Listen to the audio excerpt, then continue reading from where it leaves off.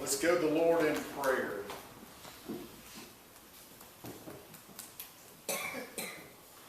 Holy God, may the words of my mouth, the meditations in each of our hearts be acceptable in your sight this day. And may it bring you great glory. Through your Son, Jesus, we pray. Amen.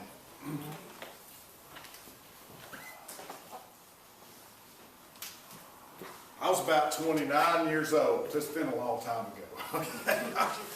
A long time ago. Living in Alabama.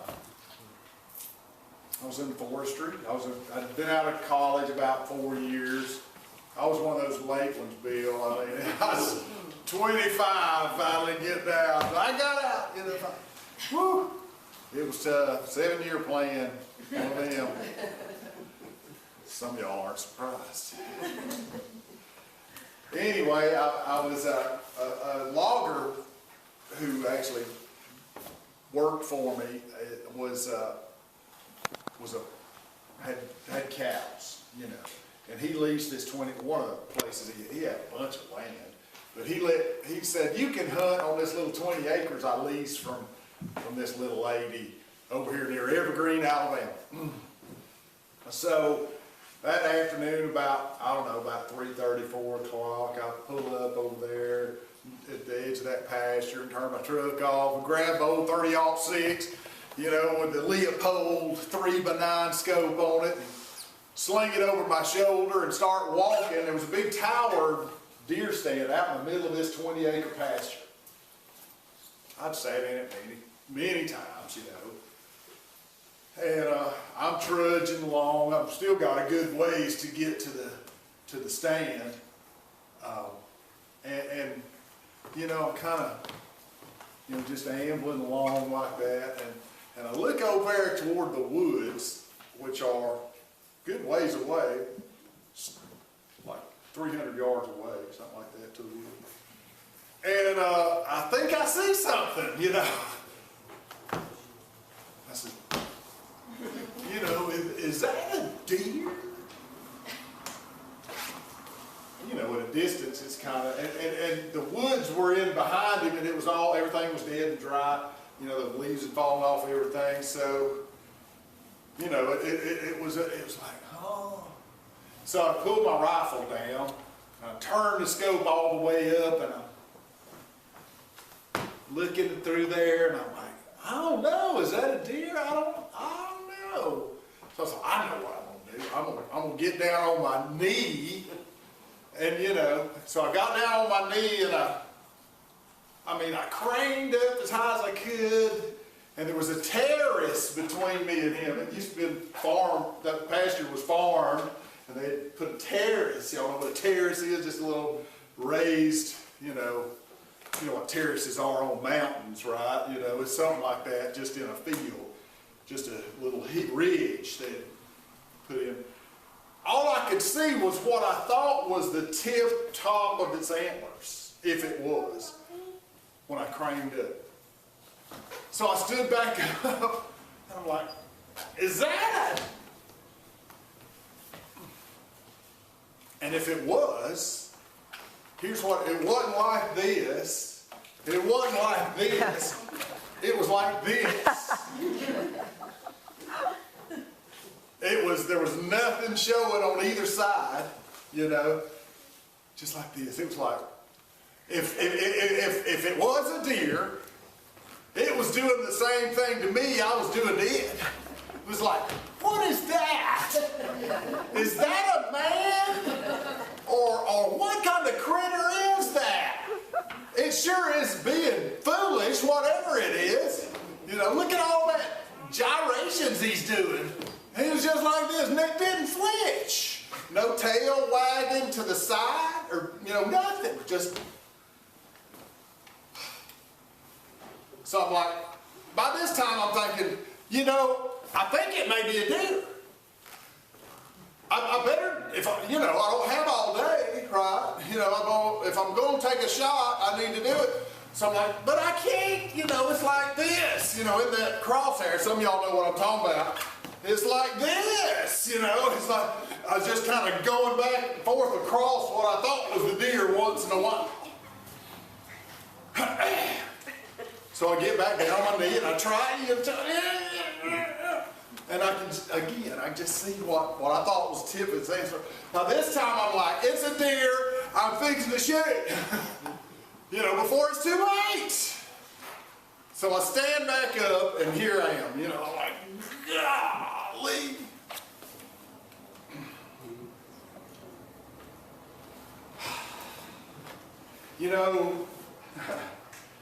Paul is kind of giving us a talk here in this passage of Ephesians.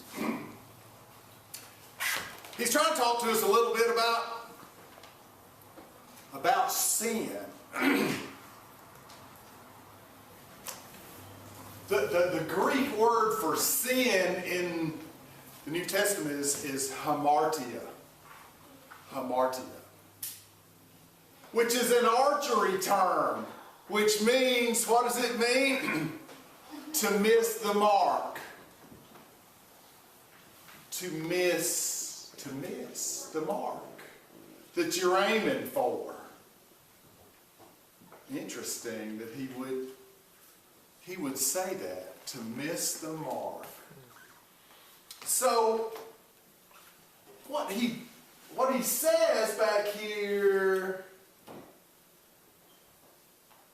follow God's example and walk in the way of love. All right, well, he goes on and he expounds on that a little bit. In the succeeding verses after this one, he says, here's part of what you got to do. Leave sin at the door. Check it at the door. Leave it. Quit messing with it. And he lists some things. No sexual immorality. No greed, obscenity, deceit, fraternizing with evil, kind of flirting with it, drunkenness.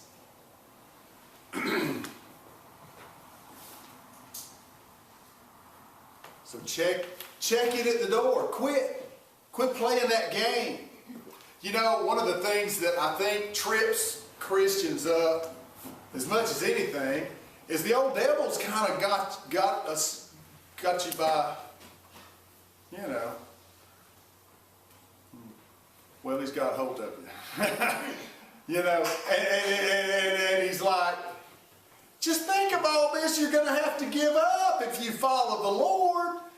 Look at what,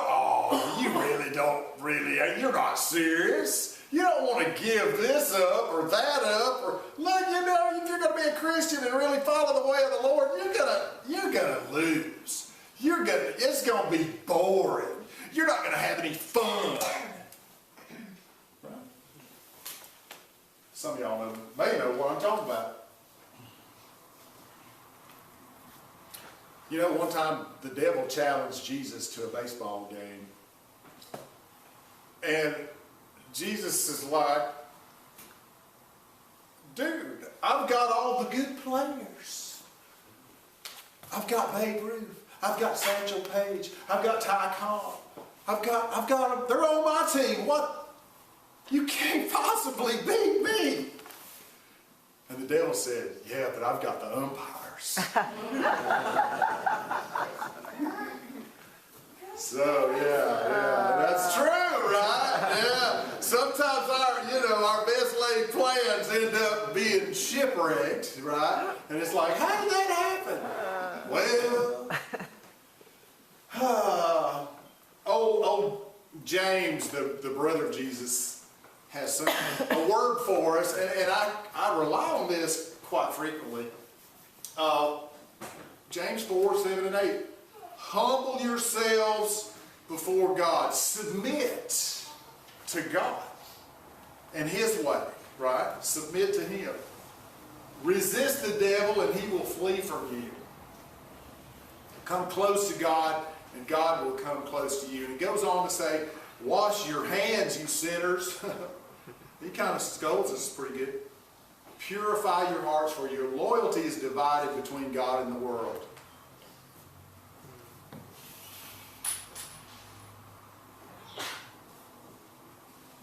can we miss the mark? If we do, this is the problem. This is how we miss out on the life abundant that Jesus talked about. Remember, he said, the devil came to steal, kill, and destroy. I came to give life, and that abundantly. The devil's telling you a lie when he says you're going to miss out on X, Y, Z. He's just messing with your mind. Because God's got a lot more for you than you can imagine. All right. And he goes on and says, be filled with the Spirit of God. And here's how he says, well, he lists some ways to do that.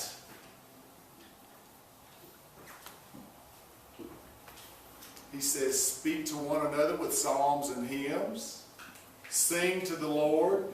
Give thanks to God always for everything in Jesus' name. Submit. Okay, here's. Some of y'all are going to get a limb. You know, James said, submit to God, right? Here Paul says, Paul says, submit to one another. Submit to each other in the family of faith. What's the opposite of submit? To refuse. To be defiant. To contradict. Notice the difference? Submit or contradict and refuse and be defiant. It's a different attitude, right? It's kind of a different attitude. All right, well, he says submit to each other, and then he goes on to say, and he says, okay, now here we're going to talk about the family. Okay, some of y'all are going to walk out. I didn't write this. He said, wives, submit to your husbands. All right. But in an attitude of submission, this isn't where the husband is lord over the woman and he berates her and he treats her abusively and he says, I'm in charge here. You shut up and do what I was. Is that what he's talking about? No. What? Oh, Lord, I don't know. But then in the next verse, he says, husbands, love your wives as Christ loves the church. What did Christ do for the church? He died for it. He sacrificed his own life out of love for the church. So, I mean, woo, you got to love, your wife like that. Be willing to lay down your life for her. I mean, that's sacrificial love, okay? He didn't say that to the women. Sorry. So y'all get off. So anyway, and then he says, honor your father and your mother. Right? Honor your mom and your dad. Whatever that looks like, that's going to look different to each one of us. Yeah, Kim's over here beating, okay.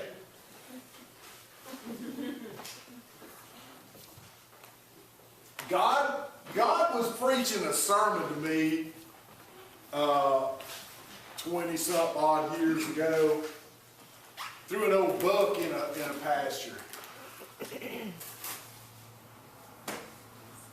Now, there I was standing out there a long ways from that buck, and I knew in my heart that I could not make that shot. It was impossible. Because I was just, passing over that old deer every 3 seconds, you know, baby. So I'm just sitting here. I mean, it was not pretty. I knew I couldn't. I was like, you know what? I got to try. I've got to try, right?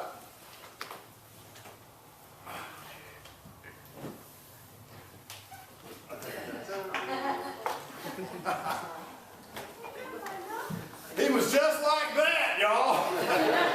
Just like that. And I pulled the trigger, and he went, boom. He fell straight down, boom, and just collapsed. And I was looking through the scope. I jacked another shell cartridge in there, waiting for him to run, and he just did like this. He flinched like 3 times, and that was it.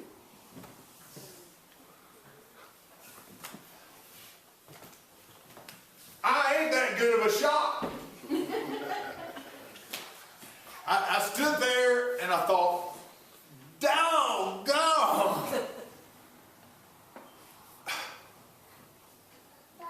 And you know, I was a forester, so you know, I'm used to pacing in the woods and in, you know, wherever, and I could pace. We did chains, which is 66 feet, and you know, you could pace 10 chains or whatever and be within inches, you know, especially if there was no thickets you had to go through and that kind of thing. So I stood there and I paced to where that deer lay in that pasture, and it was 9 chains. It was 200 yards. I am not that good of a shot. I repeat that. I don't know anybody that can make that shot. I'll be honest with you. Not anybody I know, personally. There's probably people in the world that can do that, but without propping on anything, but just freehanding it, I don't know. I don't know too many people can do that.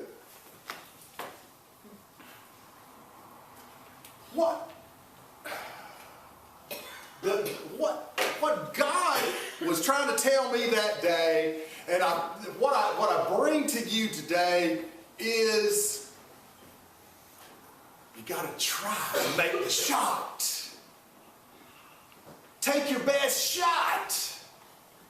Do the best you can, and God will do the rest. He will hit the mark for you. You and I can't do it on our own, but with God's help, if we're putting our all into it, He can do great and mighty things with a life that is just submitted to His lordship. Oh my, people. Now, have I always given it my best? No. No. For sure. Do I still stumble and fall? You betcha. You better believe it. But you know what I do? As quickly as I possibly can, I try to get back up and get my focus back on hitting the mark. If I've fallen off into some kind of sinful mess, I try to clean it up and get it behind me, because I know it's only hurting me and my witness in the world. Because here's the kicker. God's love is the greatest gift that we are given. It's not money. It's not. It's God's love. The ability to shine the light of God's love to others and to have them shine it back to us.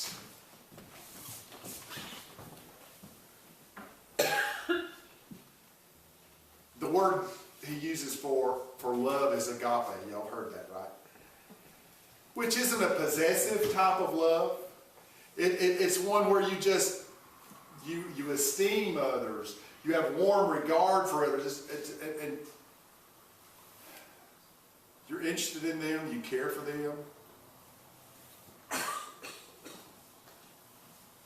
And you try to support them, right? God, I humbly could say, God has blessed my world immensely. These people sitting on this pew and the one that went up and had to go to the bathroom. They would not be in my world at all were it not for me trying to hit the mark and God's involvement in my world. They would not be here. I would not be here. Lord knows where I would be. In a ditch somewhere. Who knows? I might not even be alive today. Seriously.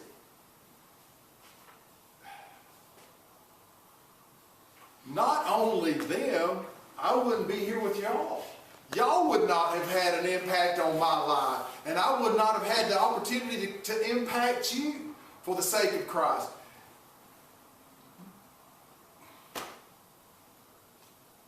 Justin, the young man from Beijing who came here to study and, was befriended by us and all, and as a result, somehow God used us to help lead him to Christ. Could I have done that? No. And on the flip side, to take me to Changsha, China. And to a guy over there that I never intended to meet with, and ended up, he showed up at our hotel and took us out to dinner, and I reluctantly shared the gospel with him, and he accepted. It's like, do you want to invite Christ into your life? Yes, I do. What? Wow. Yes. Okay.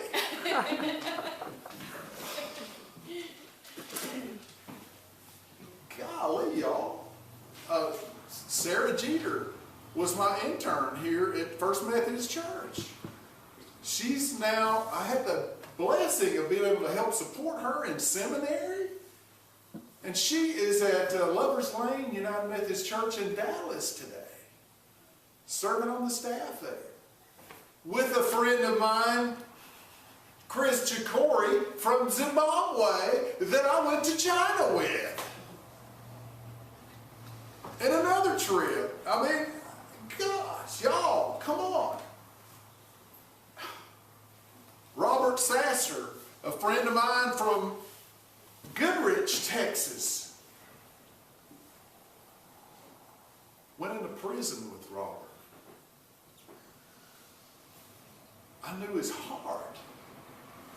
He would go to death row and witness to those men. Even after his son was found murdered, he still continued to go in on death row and witness to, y'all, I can't even begin, really. I had the blessing of being able to go to men that are condemned to die on their final day. And some of the time I was the only visitor they had. And to go and share God's love for them in their 12th hour. Y'all.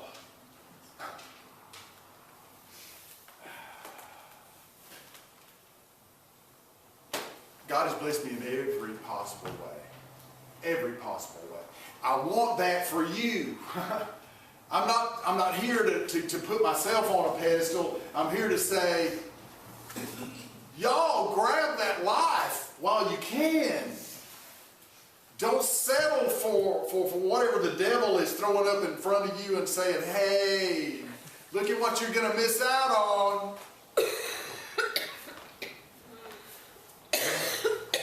If you just try, if you put that gun to your shoulder and aim it and pull the trigger, God will do the rest. He'll direct the bullet.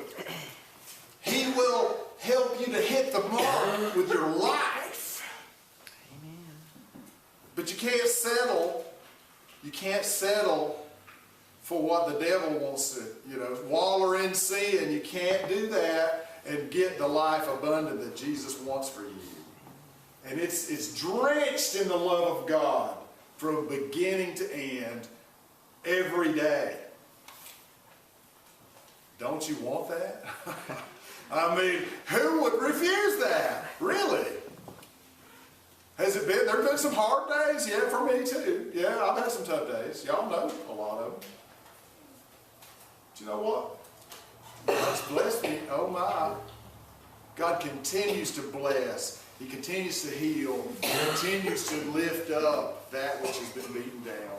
If you'll just aim for following God, oh my. He can do great and mighty things with your life too. Amen. Amen. If you're here today, I don't know, maybe you've let the old devil deceive you and keep you sidetracked on one thing or another. I don't know. You can lay that mess down. You ain't got to keep doing that. That's the good thing about Jesus. He's the God of second and third and 85th chances and 198th chances. Right? I mean, Lord knows how many He's given me. But He'll let you get back up today and try again. All right? And He will help you to hit the mark. If you'll just try. You got to put some effort in it, though. He ain't going to do it for you. All right. Amen.